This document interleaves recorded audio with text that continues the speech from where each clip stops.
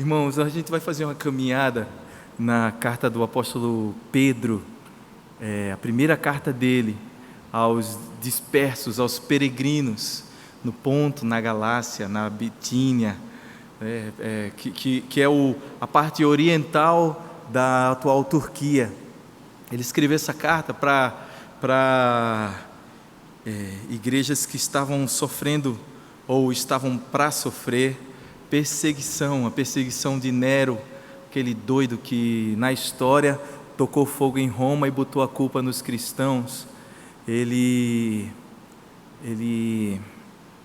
trouxe bastante sofrimento para a igreja, e essa carta é para essa igreja, igrejas que foram plantadas, tudo indica, pelo apóstolo Paulo, e que estavam precisando dessas palavras que o apóstolo Pedro colocou nessa carta. Então nós vamos ler todo o capítulo 1, mas hoje, logo no primeiro culto, como a gente não teve tempo de apresentar tudo o que a gente tinha para apresentar, então a gente vai expor apenas até o versículo 5. Eu pensei que eu ia pregar todo o capítulo 1, inclusive o capítulo 2, até o versículo 10. E eu consegui. Eu vou tirar a teima agora. Talvez eu tenha sido muito prolixo, repetitivo hoje pela manhã. E se eu terminar em 15 minutos a mensagem, está comprovado isso, não é? Às vezes a gente acha, né? Olha, eu fui realmente muito eloquente, falei muitas coisas sobre isso, e às vezes falou muitas a mesma coisa, não é? Então, é o tira-teima, esse é o culto do tira-teima. Deixa eu só, antes, abrir esse... sem derramar. Devia existir uma matéria no seminário de abrir copinhos de água mineral, para a gente fazer isso sem tomar o tempo da mensagem, não era?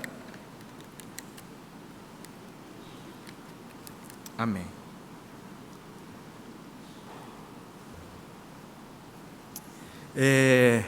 Primeira Pedro, capítulo 1, nós vamos fazer essa leitura alternada, tá certo? Nós vamos ler, vocês vão me ajudar nessa leitura do capítulo todo. Pedro, apóstolo de Jesus Cristo, aos eleitos que são forasteiros da dispersão no Ponto, na Galácia, na Capadócia, Ásia e Bitínia.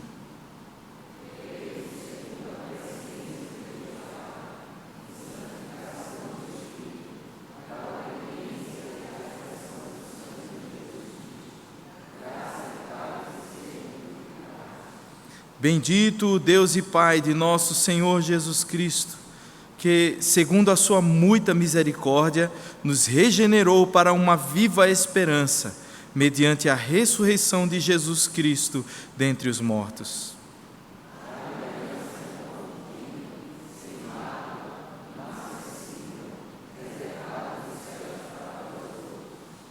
Que sois guardados pelo poder de Deus, mediante a fé, para a salvação preparada para revelar-se no último tempo.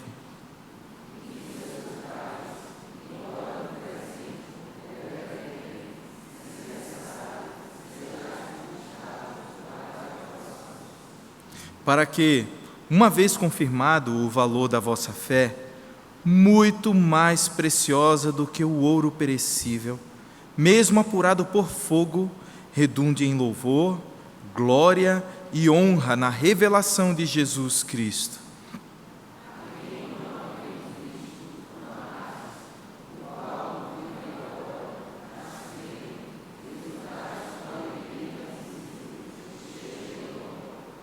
Obtendo o fim da vossa fé, que é a salvação da vossa alma.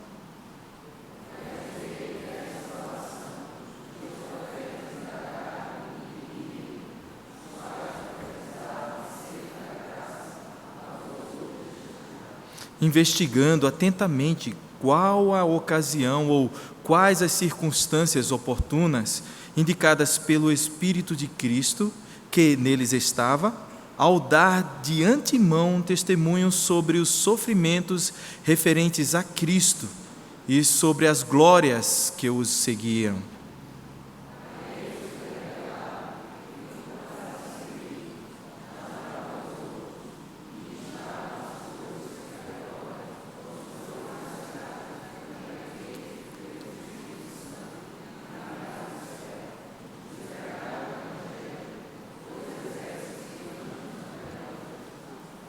Por isso, cingindo o vosso entendimento, sede sóbrios e esperai inteiramente na graça que vos está sendo trazida na revelação de Jesus Cristo.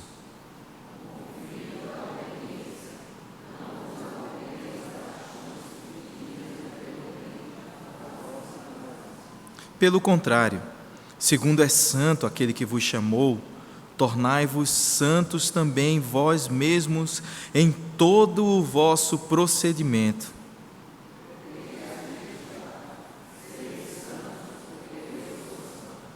Ora, se invocais como Pai aquele que, sem acepção de pessoas, julga segundo as obras de cada um, portai-vos com temor durante o tempo da vossa peregrinação.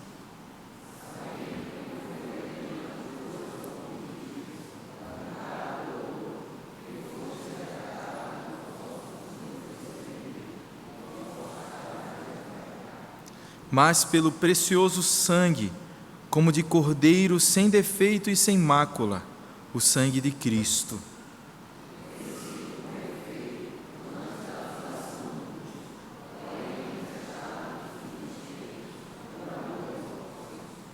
Que por meio dele tendes fé em Deus, o qual o ressuscitou dentre os mortos e lhe deu glória.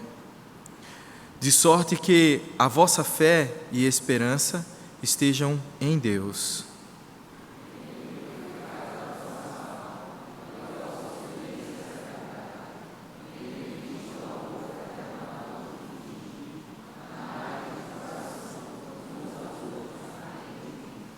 Pois fostes regenerados, não de semente corruptível, mas incorruptível, mediante a palavra de Deus, a qual vive e é permanente.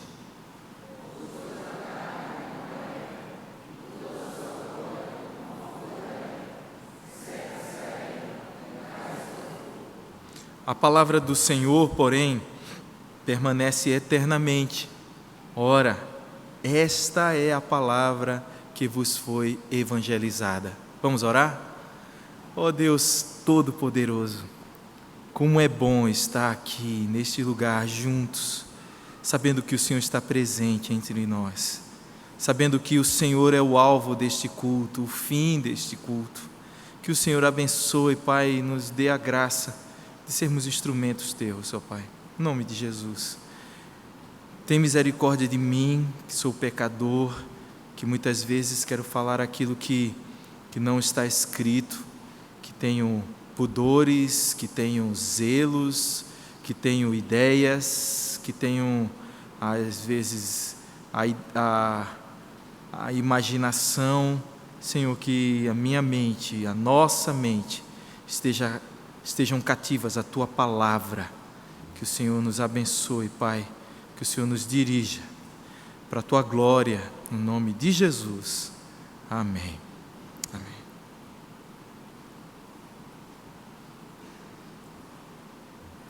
Eu não sei se os irmãos se sentem cansados.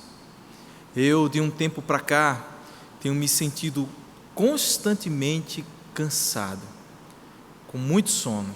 É certo que, até por temperamento, sei lá, quem eu sou uma pessoa que tem facilidade para dormir, que eu várias vezes dormi em pé no ônibus, segurando só aquele cano de ferro assim. Dormi mesmo, dormi de sonhar, em pé, porque é fácil para mim, é fácil. Mas de um tempo para cá eu percebo que o cansaço, ele tem se tornado cada vez mais intenso, mais cruel comigo, assim, mastigando a minha vida. É como se se as minhas energias elas estivessem constantemente sendo gastas. E elas estão realmente constantemente sendo gastas. Mesmo quando eu não estou no ministério, eu estou gastando energias. Mesmo quando eu não estou fazendo nada que poderia, assim, que justificaria o cansaço, eu estou perdendo energias. E eu percebo que tudo isso tem a ver com as lutas que o meu coração enfrenta, os desafios que a palavra traz e o meu pecado. O maior inimigo dos planos de Deus são os meus sonhos, são os meus desejos, são as coisas que eu quero. O maior inimigo dos planos de Deus são os meus próprios planos. Não sei se tem sido assim com você, eu imagino que sim. Existem coisas que a gente planeja, que a gente quer, e a gente quer muito, chegando ao ponto de querer demais. Querer demais. Imagina uma família construída, planos para o futuro e tudo mais, e os problemas crescerem de tal forma ao ponto de tirar essas pessoas da sua casa, tirar essas pessoas da sua zona de conforto, do seu dia a dia, do seu trabalho, da sua vizinhança, e dispersar eles mesmos para vários lugares. Essa carta é escrita para pessoas assim, pessoas que estavam vivendo num lugar que não era o seu lugar, ou pelo menos não era o lugar onde eles gostariam de estar. Eles tinham tudo e perderam tudo. Estavam dispersos nesses lugares que foram citados aí, da parte oriental da Turquia. Quando isso acontece, e quando isso acontece por causa do Evangelho, porque você professou a sua fé em Jesus Cristo, começa uma guerra no coração em relação a por que isso veio acontecer comigo. Porque só depois que eu conheci a Cristo, a minha vida ficou tão sofrida. Ou por que os pagãos vivem bem e eu estou vivendo mal? O Salmo 77, o Salmo 73 também, eles falam sobre isso, né? Principalmente o Salmo 73, né?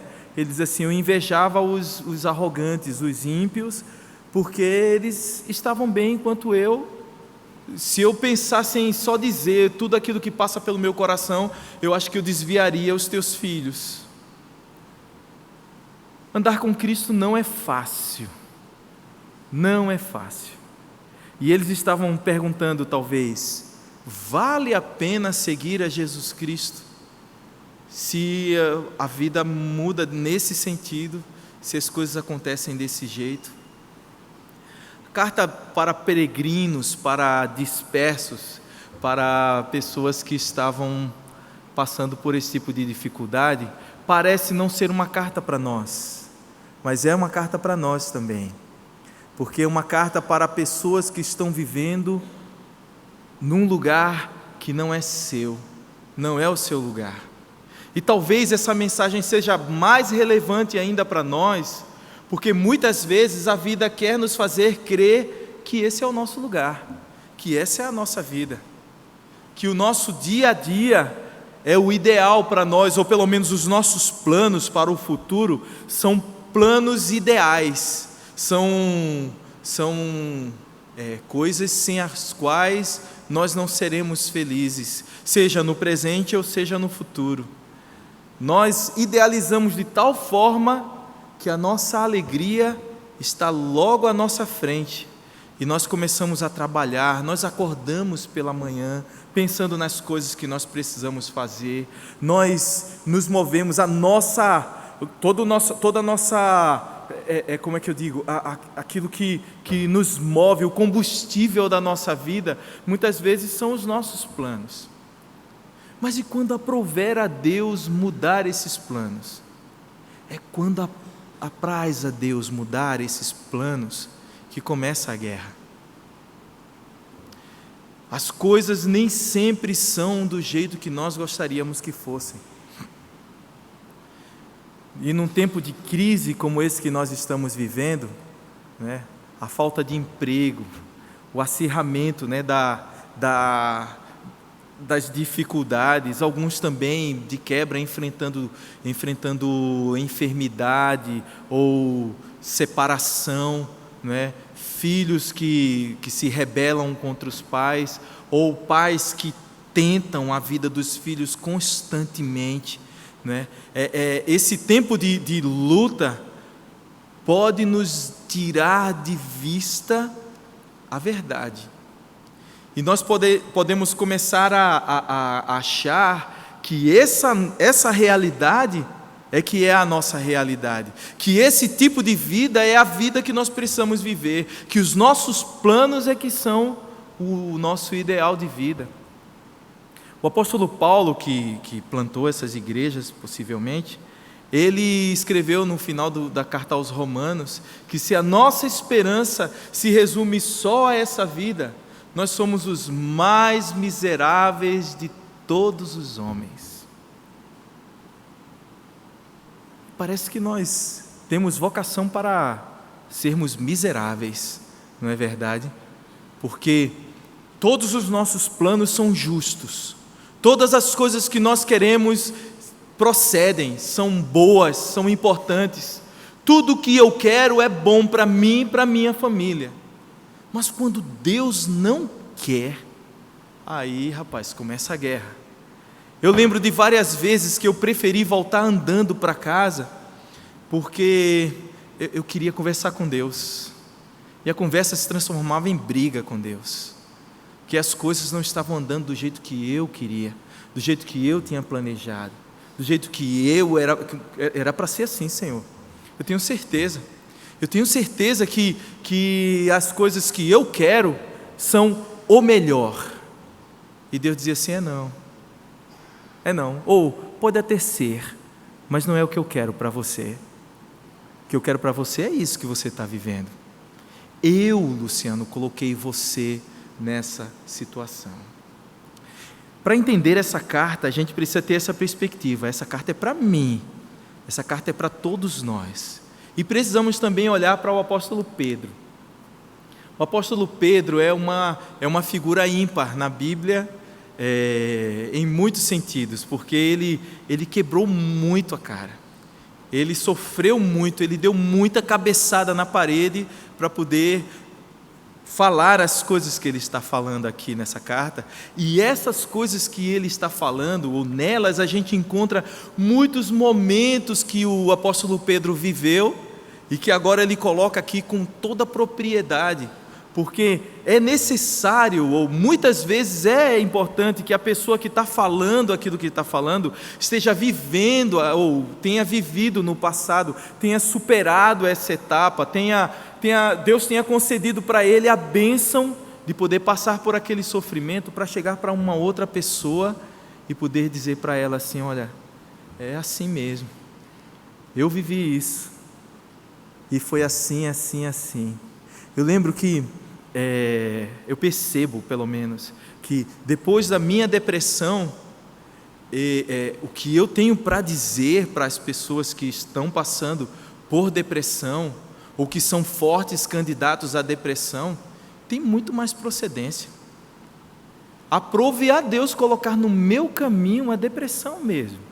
Deus me trouxe até aquele ponto. Claro, a causa eu consigo ver claramente que era o meu pecado, era a falta de perdão, era uma caminhada meio obstinada nas coisas que eu queria, ou nos planos que eu tinha, ou na preocupação com a minha própria reputação. Eu consigo ver claramente todos esses pecados em mim, de forma bem clara.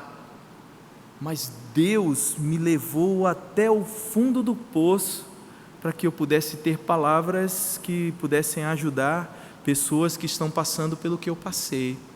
Tem um autor chamado Sérgio Pimenta, que já está na glória, que ele fala assim numa das músicas dele: só quem sofreu pode avaliar quem sofreu, pode se identificar, pode ter o mesmo sentir. Só quem sofreu tem palavras de puro mel, que transmitem todo o calor para quem precisa de amor. Aí ele fala que foi Cristo que encarnou, sofrendo como homem a dor sabendo o que é padecer na mente e no corpo, só para ter palavras que pudessem atender a todo homem, trazendo amor capaz de atender eu compreendo o amor de Cristo, porque o amor de Cristo é carregado dessa experiência de todo o sofrimento que eu vivi. E o apóstolo Pedro, então, é aquele que, quando todos estão num barco, sendo açoitado pelas ondas, e achando que vão morrer, eles veem, Mateus capítulo 14, né? Eles veem um vulto andando sobre o mar, e eles começam a gritar, fantasma! Naquele barco, eu gritaria fantasma também. Mas aí quando eles gritam, o Senhor Jesus Cristo fala assim, ei, peraí, não tema não, sou eu, Jesus. E aí Pedro, claro, é o primeiro a dizer assim, Senhor, na dúvida, né? Se és tu mesmo, faze com que eu vá andando por sobre as águas. Aí vê só, e se não fosse? Ele ia pisar e ia afundar, morrer, pronto, acabou Pedro, acabou, não é? Não precisa nem mais de onda, mais já morreu, não é? Era Jesus. Eu imagino que ele já esperava que fosse, mas eu não iria. Eu não diria o que Pedro disse, mas Pedro falou, se és tu mesmo, faz com que eu vá até tu andando por sobre as águas. E Jesus Cristo disse, vem. E ele foi e começou andando sobre as águas. Mas como Pedro, ao invés de olhar para Cristo, Pedro olhou para o vento, né, para as ondas, para aquela chuva toda, aquela agonia toda ao redor, e começou a afundar. Senhor, me ajuda, me acode, né? Disse, homem de pouca fé, né? Por que duvidaste? Porque a gente precisa olhar para Cristo. No outro capítulo, Jesus chega em casa com os discípulos e pergunta para eles assim, o que é que dizem que eu sou? Quem é que dizem as pessoas por aí que eu sou? E aí eles falam que tu és um profeta, um Elias, que tu és isso e aquilo outro. Não, então, deixa eu perguntar para vocês, quem vocês acham, ou quem vocês dizem que eu sou? E aí, é o capítulo 16, né? No versículo 16, Pedro toma a frente, sempre Pedro, e fala, tu és o Cristo, o Filho do Deus vivo. Essa afirmação era uma afirmação tão própria, que Jesus Cristo fala que essa afirmação não vem de relacionamento, não vem do fato de ver ele curando ou andando por sobre as águas, mas ele diz assim, tu és bem-aventurado, porque não foi carne nem sangue quem tu revelaram, mas foi o meu Pai que está no céu, quem tu revelou tudo isso. E assim eu digo para você, Simão, tu és pedra, e sobre esta pedra eu erguerei a minha igreja. E a carta de Pedro a esses irmãos forasteiros dispersos, é uma carta que afirma que a afirmação de Pedro dizendo tu és o Cristo, o Filho do Deus vivo, é a rocha sobre o qual o Senhor construiria a igreja, sobre esta pedra, porque ele fala que Cristo é a pedra angular, a pedra principal e também pedra de tropeço para todos aqueles que se perdem, para aqueles que rejeitam a verdade. Então o apóstolo Pedro nessa vivência trouxe isso, foi usado por Deus para falar a verdade, mas aí poucos versículos depois, Jesus Cristo está falando sobre a sua morte, sobre o seu calvário, né? E aí Pedro chama Jesus à parte para dar uma repreendida em Jesus. Espera aí, Jesus, tem pena de tu mesmo, com certeza isso não vai acontecer contigo. Aí Pedro ouve de Jesus Cristo uma palavra que ele não esperava, eu imagino que ele ficou de cabelo em pé quando ele ouviu Jesus Cristo olhando nos olhos dele, dizendo, arreda Satanás, porque não cogita das coisas de Deus, mas das coisas dos homens. Porque por trás daquilo tinha tem pena de tu mesmo, não é? Isso não vem de Deus. Esse pensamento egoísta, esse pensamento para si próprio, com relação a um Deus que resolveu encarnar e se tornar homem, mas tinha que ser Pedro. Tinha que ser Pedro aquele que diz assim, de jeito nenhum eu vou te negar. E a gente já sabe qual é o final dessa história. Paulo está observando Pedro, e em Gálatas ele diz que Pedro estava lá comendo com com a igreja, né, com todo mundo, os gentios que tinham sido convertidos, estava lá comendo, de repente comendo uma feijoada, que é a coisa mais maravilhosa que existe no mundo, né? Tem comida mais gostosa que feijoada? É tão bom, né? Você quando está com fome, a feijoada, ela desce assim, eu não sei, é um arrebatamento até o terceiro céu. E aí, de repente, está comendo lá, né, comida, carne de porco, não sei o quê, mas Pedro está comendo porque existia uma revelação que Deus deu para ele. Quando desce do céu um lençol com animais que eram considerados pelos judeus impuros, e aí Deus diz assim, ó, mata e come. Aí ele diz para Deus assim, Senhor, não, de jeito nenhum, nunca vai entrar na minha boca coisa que seja impura. Aí Deus diz para ele, não chame de impuro aquilo que eu já purifiquei, aquilo que eu já abençoei, aquilo que que eu estou dando para você. É isso, Deus estava querendo chamar a atenção dele para que o evangelho fosse pregado não mais exclusivamente para os judeus, mas também para todos os gentios. Então ele está comendo lá, mas de repente chegam os judaizantes. E os judaizantes, quando chegam, Pedro olha assim, os judaizantes são aqueles judeus convertidos ao evangelho, mas que continuam com algumas ordenanças, né? Eles entendem que a salvação é por Jesus Cristo, mas para ser salvo mesmo, você, além de crer em Jesus Cristo, você precisa cumprir a lei. Então, dentre a lei, estava lá a lei daquilo que comer ou não comer, lá no Antigo Testamento. Aí Pedro, na mesma hora, se levanta, sai de perto, talvez faz uma cara feia, né? Olha assim, meu Deus, esse povo, né, na igreja, fazendo uma coisa dessa, comendo feijoada. E aí, Paulo repreende ao apóstolo Pedro, face a face, na presença de todos, porque ele havia se tornado irrepreensível. Ele tinha se tornado repreensível, quero dizer, né? Repreensível. Na frente de todo mundo ele tomou um carão. E ele tomou um carão porque ele estava colocando sobre as costas das pessoas uma salvação que vinha pelas obras, por aquilo que eu faço, porque eu não como, porque eu não bebo, porque eu não faço, porque eu deixei de fazer, porque eu me abstive de certas coisas, porque eu obedeço à lei, eu vou ser salvo. A pergunta é, e a obra de Cristo na cruz do Calvário, que valor teve? Se eu preciso obedecer à lei para ser salvo, para que Jesus Cristo morreu na cruz?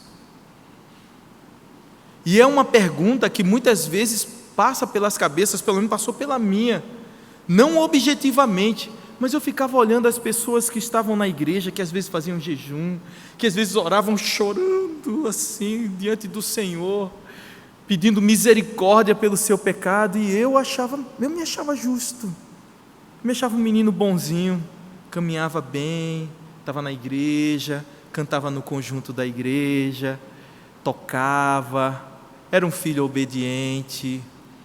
E aí a pergunta era, para que Jesus? Ou, para que fazer tudo isso se é tão fácil a vida cristã? Né? O que eu estou dizendo é, para que Jesus? Né? Por que Jesus Cristo morreu na cruz se eu, sendo justo, né? Graças a Deus, Ele nem precisou morrer por mim, quase que eu dizia. Essa impressão, ela vem do engano do nosso próprio coração, e o apóstolo Pedro estava vivendo este engano.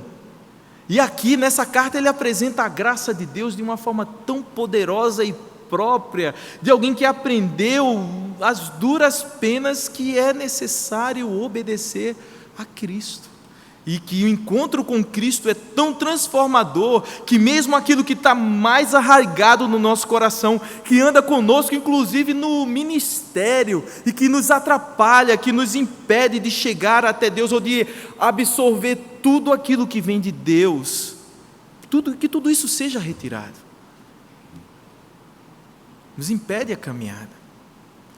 Então, o apóstolo Pedro é esse homem, ele avança em cima de quem quiser prender Jesus Cristo e corta-lhe a orelha, violento, impetuoso. Esse homem está escrevendo uma carta abençoadíssima, e é um privilégio para todos nós nos voltarmos para ela.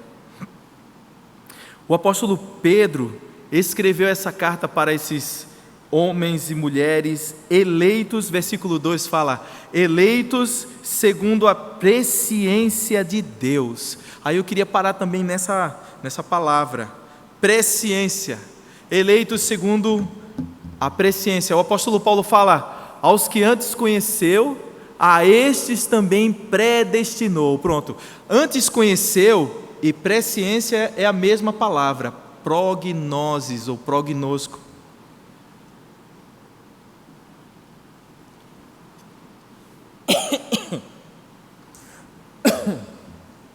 A água errou o caminho. Ele está dizendo assim, ou pelo menos a minha impressão quando eu era criança.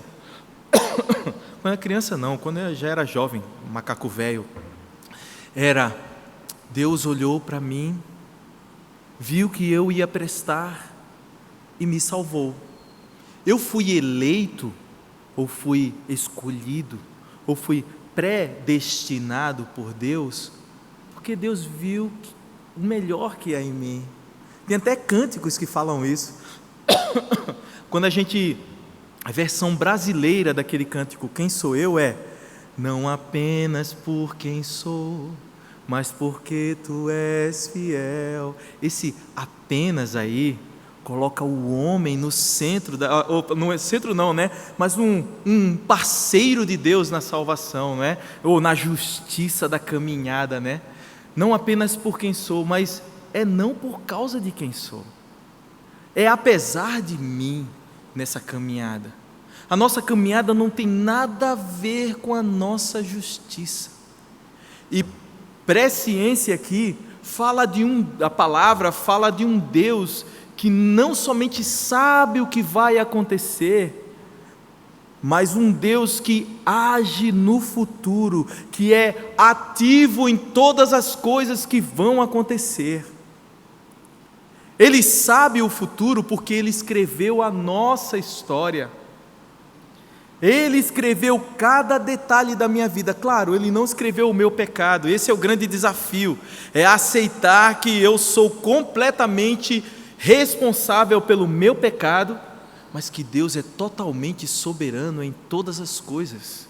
E na minha história, apesar de mim, Ele continua dirigindo todas as coisas, e o fim que Ele tem para a minha vida, Ele vai cumprir. O Salmo 139, versículo 16 diz, os teus olhos me viram uma substância ainda informe, e no teu livro foram escritos todos os meus dias, cada um deles escrito e determinado, quando nenhum deles havia ainda. Então, se foram escritos e determinados, essa presciência que eu estou falando aqui, ela é uma presciência assim.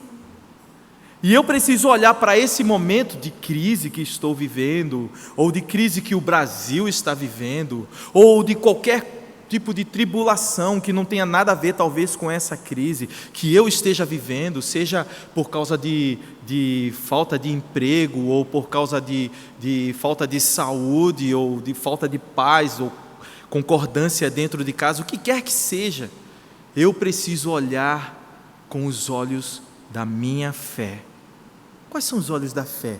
Em geral a gente pensa em fé assim, fé é um sentimento que eu tenho tão forte, de que Deus vai agir, que eu passo tranquilo.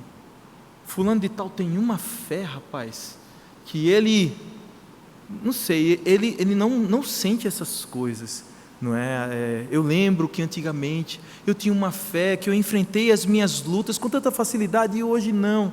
esquecido muitas vezes que existem na caminhada cristã, inclusive em servos de Deus como o apóstolo Pedro, o apóstolo Paulo e outros homens de Deus na história, momentos de medo, de dúvidas, de angústias, de tribulação. Eles passam por isso porque são humanos, e o Senhor está trabalhando na vida deles. Esse trabalho Deus não abre mão de fazer pessoalmente na vida de cada um de nós. Ele conhece cada ovelha que Ele tem pelo nome, Ele as apacenta, Ele as conduz, independente, ainda que eu ande pelo vale da sombra da morte, eu não temerei mal nenhum, porque Tu estás comigo. Essa afirmação é uma afirmação da fé. Eu não vou temer, mas se eu temer, Tu estás comigo.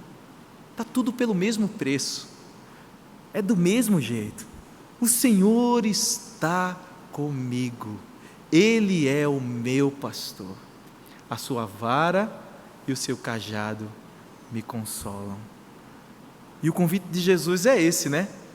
Quando você estiver aperreado, ou quando você estiver muito feliz também, ao ponto de esquecer de mim, vinde a mim, vinde a mim. Ele diz: vinde a mim todos vós que estáis cansados, sobrecarregados, e eu vos aliviarei. Sabe como é que eu faço isso? Tomai sobre vós o meu jugo, e aprendei de mim, porque sou manso e humilde de coração, porque o meu jugo é suave, e o meu fardo é leve. É uma troca de pesos, sabe? É uma troca de caminhada. Senhor, todos os meus planos, tudo aquilo que eu entendo por ideal, eu quero lançar sobre o Senhor, porque tudo isso tem tirado muitas vezes meu sono, minha paz, tem me angustiado. Eu quero que o Senhor coloque sobre mim os teus planos, o teu propósito, a cruz que o Senhor tem para mim. Eu quero carregar, mas eu quero carregar sabendo, na certeza de que todo o peso dela está sobre ti. O meu jugo é suave e o meu fardo é leve. Quem é peregrino neste mundo precisa dessa mensagem.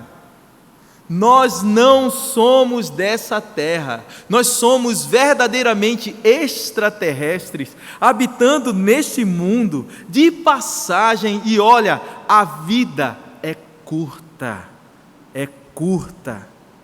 Eu já estou com 45 anos, mas há 2 anos atrás eu tinha 30. A impressão é essa. A impressão é de que eu estou descendo uma ladeira e que meu cabelo é penteado para trás naturalmente, de tanta velocidade que eu estou caminhando para a morte, envelhecendo, morrendo. A vida é curta, eu preciso vivê-la para Deus. Eu preciso viver para a glória do Senhor. Eu preciso olhar firmemente para o autor e consumador da minha fé, porque esse mundo não é a minha realidade, não é a verdade de Deus para a minha vida. E essa é a guerra do encontro da minha fé, que é o conjunto de aprendizados, de certezas que eu adquiri durante a vida, e o meu coração, a minha vida. Parece que as duas coisas andam dissociadas. E aí, quando chega a angústia, eu muitas vezes vivo vários dias de angústia, vários dias de preocupação, vários dias me sentindo perseguido, afligido, pressionado. E só depois de muito tempo é que eu vou buscar a Deus. Quando eu não aguento mais, aí eu busco a Deus. Quanta perda de tempo, quanta falta de fé, ou quanta falta de aplicação da fé à vida. Esse é o desafio da nossa vida, é aplicar a verdade àquilo que nós estamos vivendo. Não viver segundo as circunstâncias, não viver segundo aquilo que nós podemos ver, apalpar e tudo mais. O desafio é viver pela fé, viver por aquilo que eu tenho aprendido do Senhor, o seu ensino, as certezas que Ele passa para mim na sua palavra, e que eu não tomo posse delas. Eu vivo como um miserável, o mais miserável de todos os homens, porque eu não oro. Vida de oração é vida de quem crê no Senhor. No mais, é vida de miserável. Mais miserável de todos os homens, porque a minha esperança passa a se resumir a essa vida. Muitas vezes até as alegrias, as mais profundas alegrias me desviam do Senhor. Quantas vezes na caminhada a gente está orando, às vezes no grupo pequeno, Senhor, abençoa fulano de tal, que está precisando de um emprego, cicrana que quer um filho, beltrano que precisa disso e aquilo outro, e quando a bênção chega, parece que a pessoa entra num estado de graça, né? Que maravilha, glória a Deus, recebi aquilo que eu tanto pedi durante toda a minha vida, e aí desaparece para cuidar da bênção, desaparece para se deter na bênção, como se a bênção fosse o fim da sua vida. Esse desafio é tremendo, porque eu tenho essa mesma tendência no meu próprio coração, e as minhas guerras todas com Deus têm a ver com isso. Senhor, o meu coração não quer se conciliar nisso, não quer ficar em paz com essa circunstância. Pai, me ajuda, eu preciso de Ti. A gente tem que fazer isso logo. Cada vez mais as pessoas estão com maior facilidade ainda oferecendo remédios e muletas para que a gente viva, não é?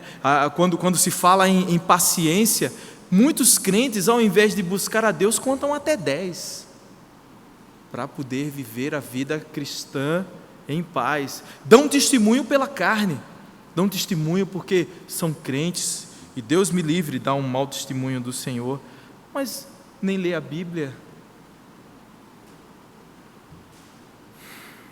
Essa é a nossa perdição. Jesus Cristo então aponta como caminho para aliviar o nosso coração essa ideia: olha, a nossa esperança não se resume a essa vida, porque ela está no céu, porque o nosso tesouro precisa estar nele, no Senhor.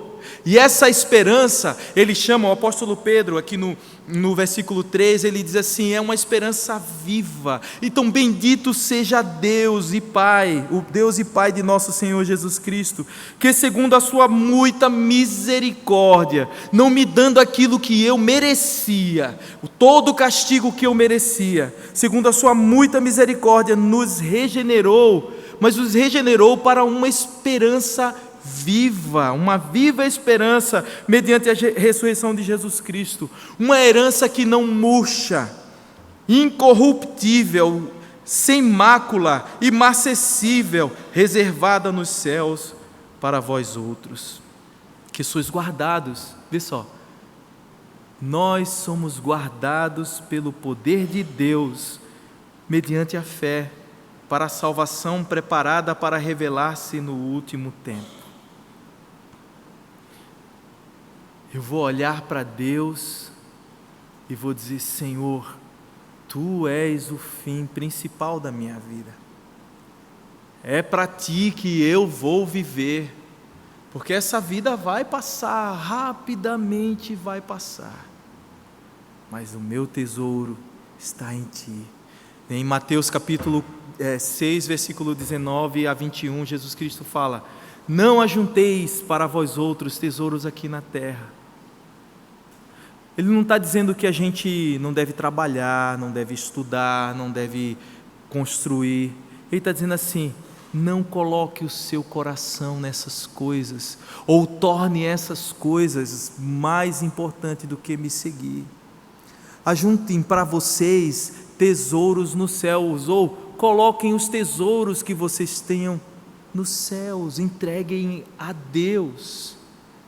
Porque aqui na terra a traça e a ferrugem corroem, e ladrões escavam e roubam. que os nossos maiores tesouros, sejam eles quais forem, eles estão morrendo junto conosco, ou morrerão antes de nós. Nós precisamos ajuntar tesouros no céu, que lá nem traça nem ferrugem corrói, nem ladrão escava nem rouba, porque onde estiver o seu tesouro, ali estará também o teu coração.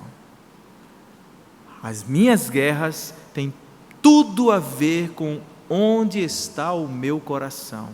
É uma denúncia para mim mesmo do quanto eu sou apegado a essa vida, do quanto eu sou desapegado à vontade de Deus. As minhas lágrimas manifestam todo o ajuntar de tesouro aqui na terra. E o desafio de Deus para mim é: ajunte tesouros no céu. É o próprio Senhor Jesus Cristo falando comigo, dizendo: Luciano, levanta os teus olhos e vê aquilo que eu posso fazer. Mais ainda, vê aquilo que eu estou fazendo. Se você está nessa circunstância, fui eu quem coloquei você aí, porque eu escrevi a tua história. E mais, eu vou voltar. A sua esperança é viva, porque não murcha, porque não se acaba, assim como a vida que nós recebemos é eterna. A nossa esperança está no Senhor. Vão haver várias intervenções de Deus na minha vida durante esse tempo que eu estou aqui na terra, mas tudo isso apontando para o céu, para o meu tesouro.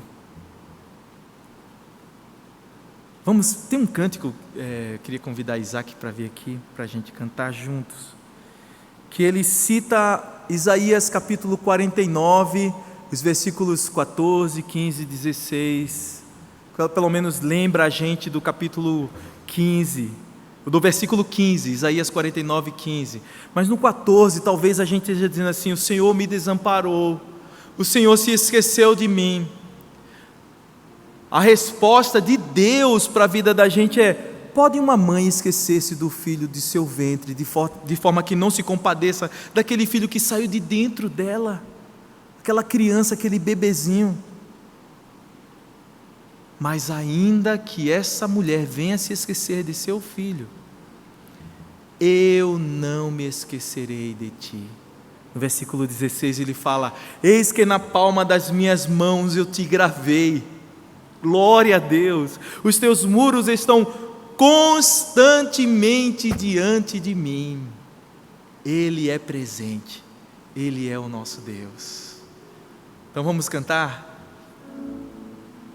Se as ondas dessa vida destruírem a tua fé, se as ondas desta vida destruírem tua fé, fazendo que duvides de que em breve voltarei, volve os olhos ao passado, vê na cruz o meu sofrer.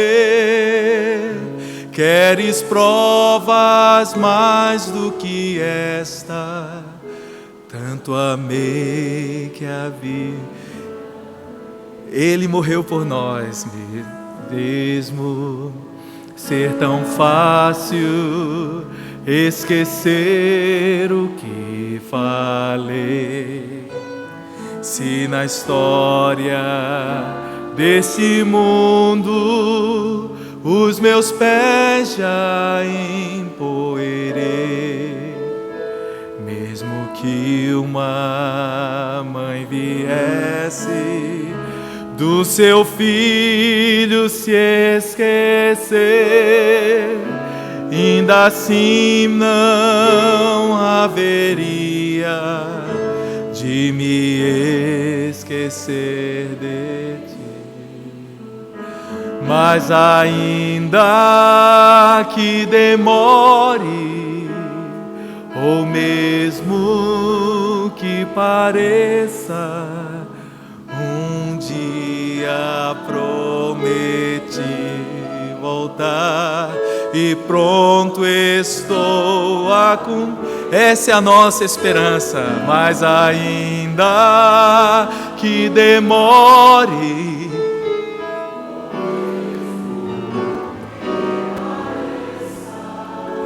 eu não me esqueci de ti. Virei outra vez, mas ainda que demore, ou mesmo que pareça, eu não me esqueci de ti. Virei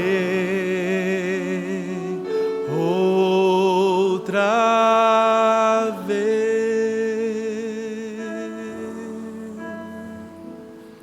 Amém? Ô Isaac, tu põe Ré menor também, Ré maior, quer dizer. Lá está o meu tesouro, lá onde não há choro, onde todos cantaremos juntos hinos de louvor ao Senhor, ao Senhor. Esse cântico é só isso. Lá está o meu tesouro, lá onde não há choro. Lá está o meu tesouro, lá onde não há choro, onde todos cantaremos juntos, todos cantaremos juntos hinos de louvor ao Senhor. E começa agora. Aleluia, aleluia,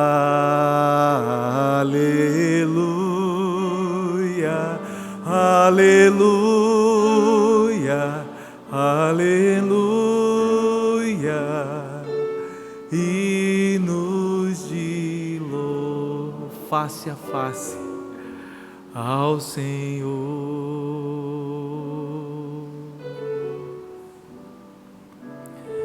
Porque toda a carne é como a erva, e toda a sua glória como a flor do campo. Seca-se a erva, cai a sua flor, soprando nela o hálito do Senhor. Mas a sua palavra, a palavra de Deus, permanece para sempre.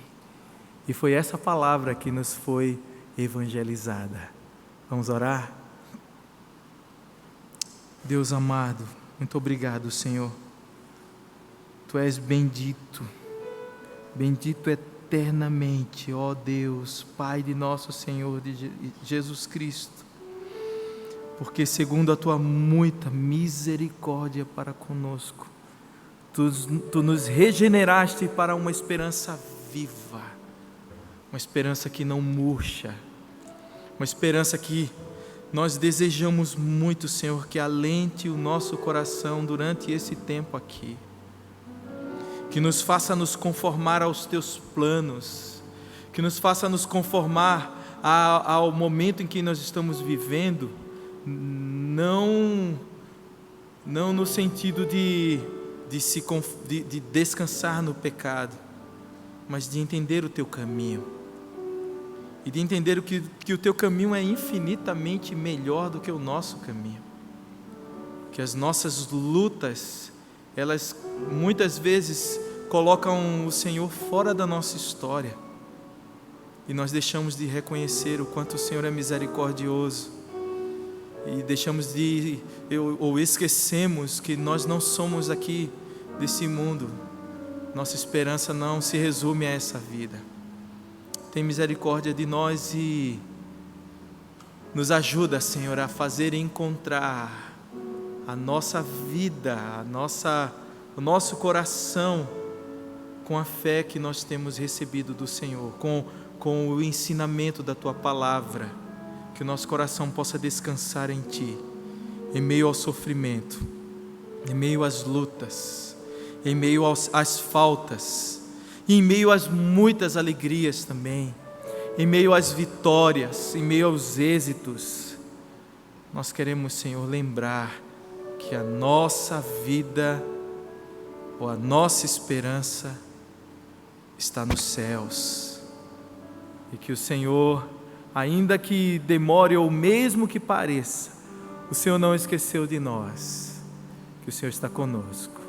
Aleluia. Amém. Deus nos abençoe.